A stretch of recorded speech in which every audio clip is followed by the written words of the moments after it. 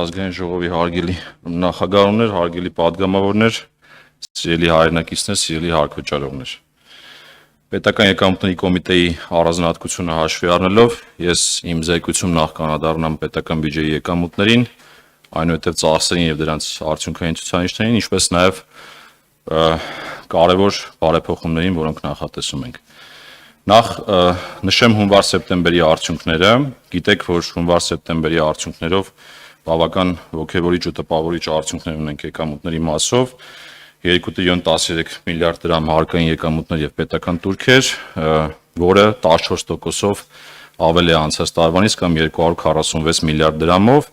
ավելին 9 ամսվա եւ ծրագրային ցուցանիշը եւ ճշտված ծրագրային ցուցանիշը գերազանցվել է եւ առիթն օգտագործելով ցանկանում եմ շնորհակալություն հայտնել մեր բոլոր հարգվճարողներին։ Եվ այս զարգացումների գործոնների մասին մանրամասն անդրադարձել եմ ես տարեկան հաղորդման ժամանակ, եթե հարցերն են ավելի կոնկրետ կբացահայտեմ, բայց եթե խմբավորենք, ապա մի քանի գործոններ կան։ Նախ մեր սկզբունքային մոտեցումներն են, որոնք ուղղված են բիզնեսին եւ մարդուն, հոգատարության եւ արդարության սկզբունքների վրա հիմնված։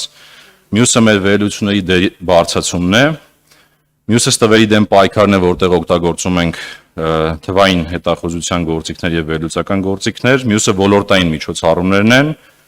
մյուսը կոռուպցիայի դեմ պայքարն է եւ վերջինը մեր աշխատակիցների արհեստավարության ու բարեվարկության բարձրացումն է։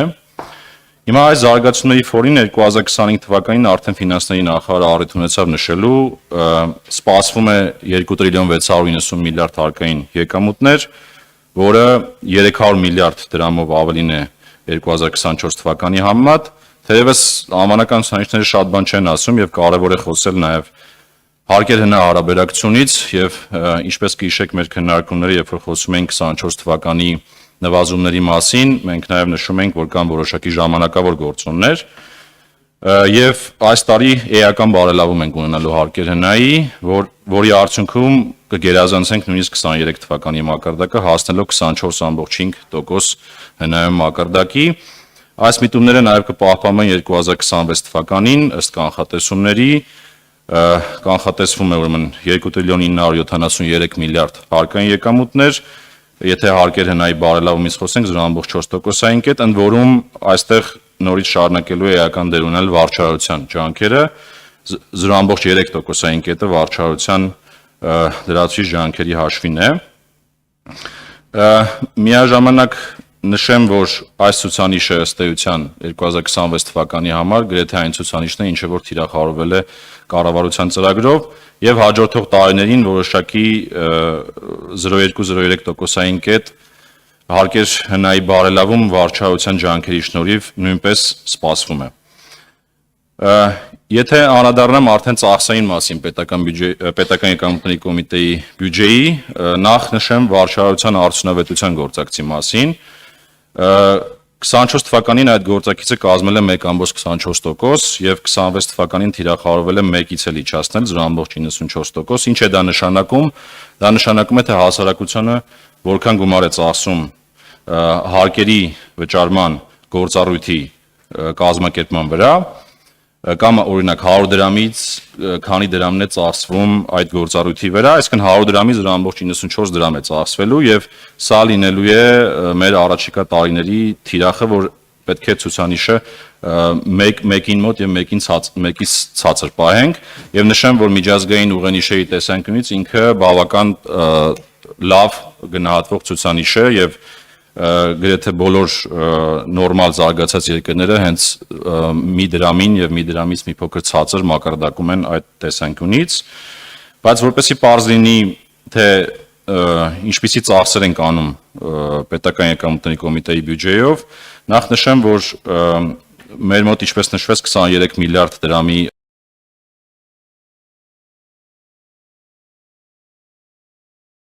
աճ է նախատեսվում 2026 թվականին, 25 թվականով հաստատված բյուջեի համեմատ, դրա մեծ մասը արդեն ֆինանսների նախարարը նշեց, որ հիպոթեկային վարկերի գծով վճարված տոկոսների գումարի վերադարձին էր վերաբերվում, խոսքը մոտ 19 միլիարդ դրամի մասին է, այսինքն հիմնական մեր բյուջեն, որը վերաբերում պետական եկամուտների կոմիտեի գործունեությանը,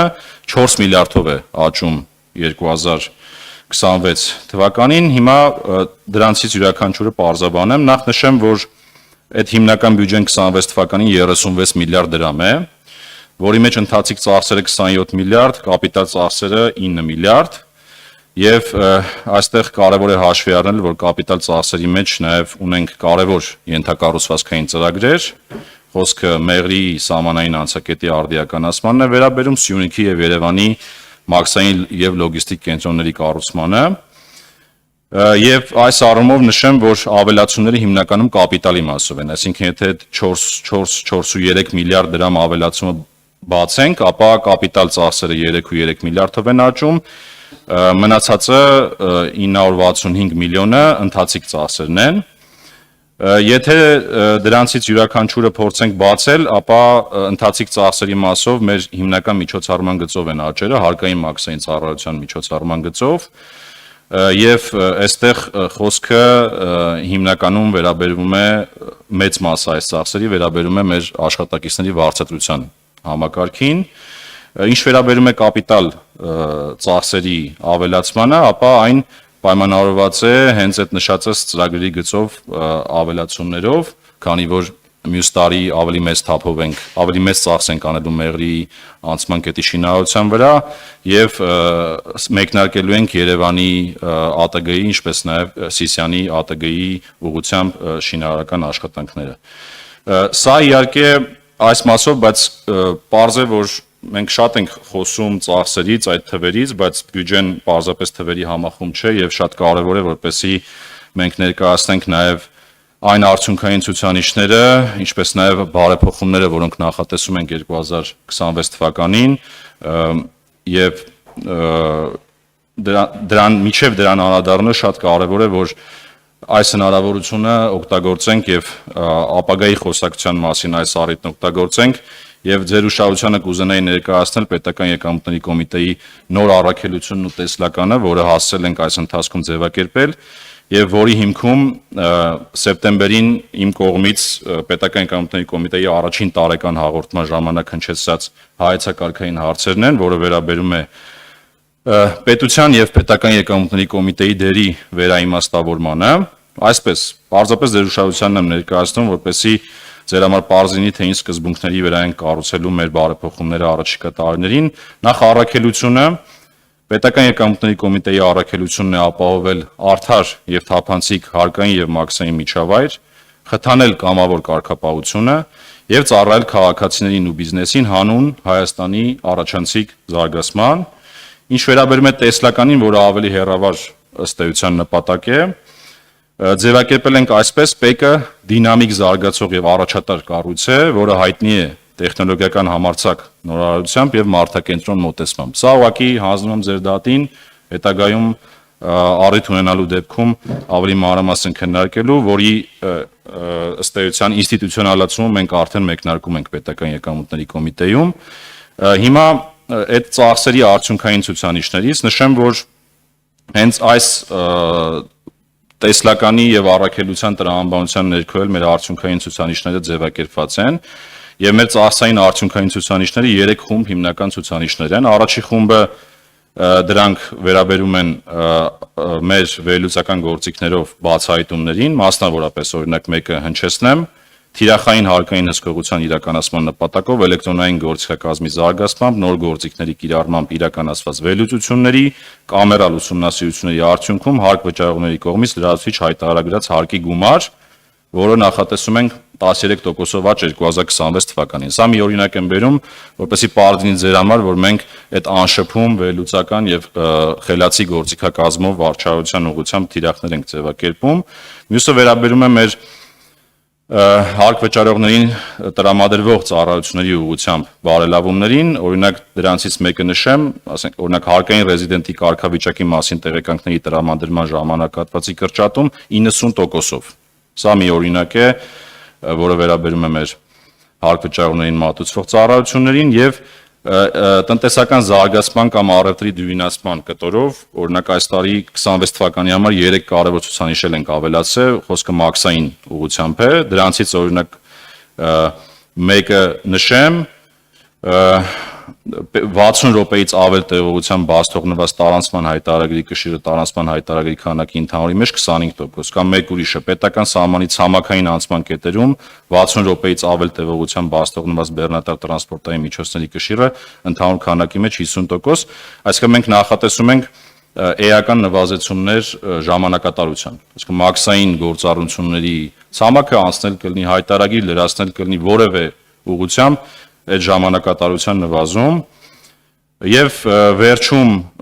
իմ զեկույցի վերջի մասում անդրադառնամ նաեւ այն բարեփոխումներին, որոնք մենք անելու ենք նաեւ որոշ մասը ծախսելով միջոցներ, որոշ մասը այն բյուջեի հաշվին, ինչը որ ձևակերպված էր մեր հարկային մաքսային ծառայությունների միջոցառման գծով, որը հիմնականում վարձատրություն է։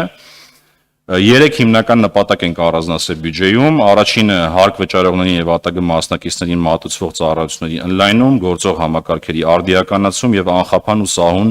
աշխատանքի ապահովում։ Այս մասով օրինակ նախատեսել ենք մաքսային միասնական հաշիվներ դնել, ընդ որում այդ օրենքի նախագիծը առաջին ընթերցմամբ արդեն ազգային ժողովում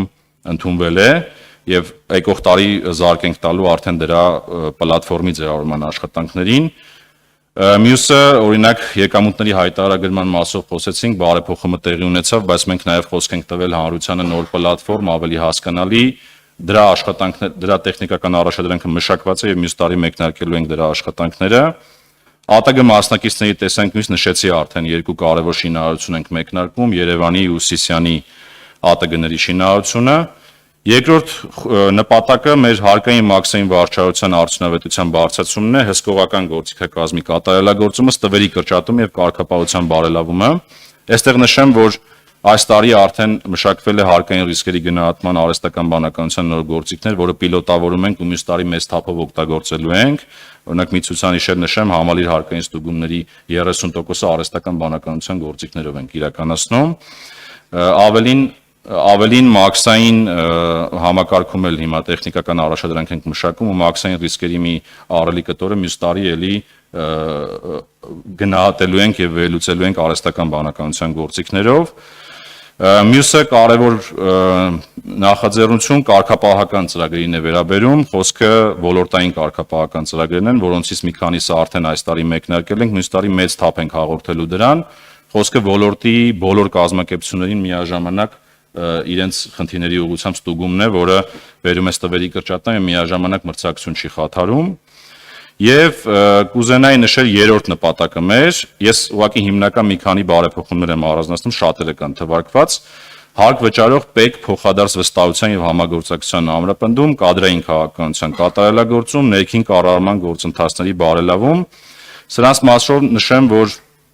մենք հիմա մշակում ենք հաղորդակցման ռազմավարություն հասարակության հետ եւ մյուս տարի դա արդեն մեծ թափով գործարկելու ենք բոլոր ուղղություններով։ Հիմա ներդնում ենք ուսումնական կարիքների համապարփակ գնահատման համակարգ մեր աշխատակիցների համար, ինչպես նաև այս տարի մշակել ենք եւ մոտենում ենք ավարտին